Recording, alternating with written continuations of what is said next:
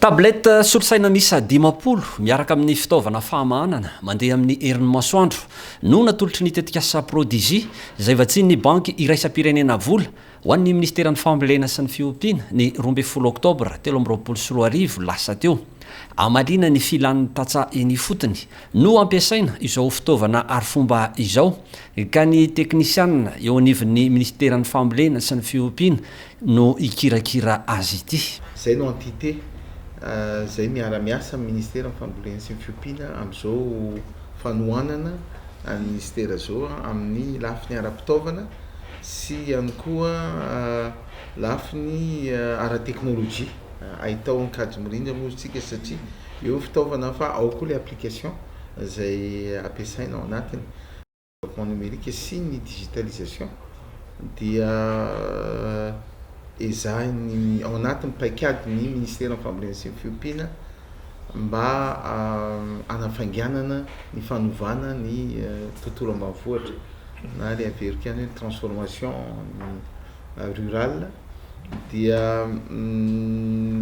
marobe ny application na fampiasana azy zay hoentina manao tolo-drara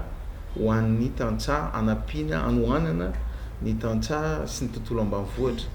fa ny tena ngeza be zava-dehibe anankiray singanana manokana dia ny fampiasana n'ilay karatsy ny mpamokatra ary idirana ao anatin'ilay hoe identifiant unique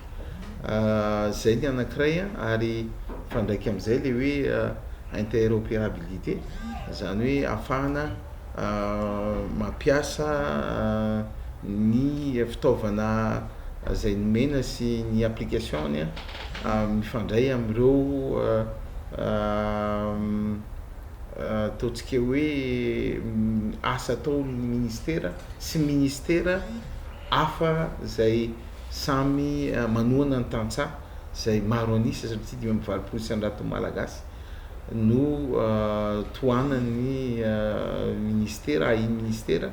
ary ireo ministère technique na ministère hafa opérationnel hafa zay manohana ny tantsaha zany dia amin'ny alalan'izao interopérabilité zao dia ahafahanay miara-miasa avokoa mba hampalakilaky ny tohana sy ny fanampiana ny ireo tantsaha. Ankoatra ny famoahana ny karatry ny mpamokatra ao anatin'ny fotoana fohy dia ampiarana izao tablette izao ihany koa ny mpamboly lavanila. Atsika fa ny mpamokatra lavanila manokana zao dia tena ampiasana an'io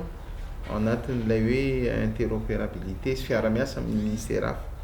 ny fahafahana ao anatin'ny